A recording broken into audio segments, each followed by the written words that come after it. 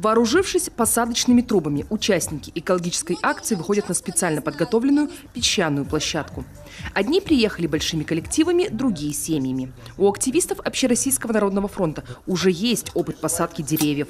Правда, раньше объемы были куда скромнее. У Народного фронта также есть своя акция, называется «Лесу да, свалкам нет», в рамках которых мы помогаем убирать несанкционированные свалки мусора и высаживаем на местах свалок деревья, которые будут через десятилетия радовать и делать чище наш воздух. Здесь же умельцы из Лесного института презентовали свою разработку – посадочную трубу, которая послужит альтернативой шведской патипутке. Правда, запатентовать изобретение еще не успели, но уверены, в плагиате их не обвинят. Мало того, что их устройство в разы дешевле импортного, так и технически превосходит своего зарубежного собрата. У трубы патипутки несущая часть является сама труба, да. А у нас есть металлический стержень, который несет всю нагрузку на себе. И трубы, которые вот опускаются сеянец, саженец, можно менять. То есть различных диаметров ставить. И поэтому одна конструкция может заменить несколько типа размеров тех труб. Вот те самые 60 гектаров железнодорожного лесничества, где 2 года назад прошел самый масштабный день посадки леса.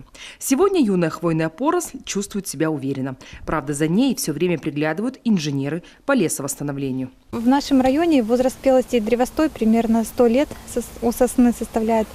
То есть все, что мы посадим, оценить результат смогут только наши потомки, потому что дерево, возможно, крупкое будет только через 100 лет.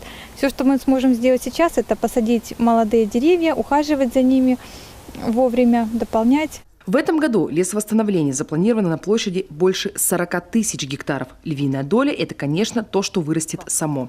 С помощью людей засадят около 2000 гектаров. Работа эта ляжет на плечи крупных арендаторов. Это даже больше, чем в прошлом году. В последние годы мы столько много не садили. И что радует, что растут площади именно занятые лесовосстановлением закрытой корневой системой. То есть в республике работает большой питомник, и республика полностью себя обеспечивает посадочным материалом. Плюсы сеянцев с закрытой корневой системой налицо. Приживаемость такой сосны больше 98%.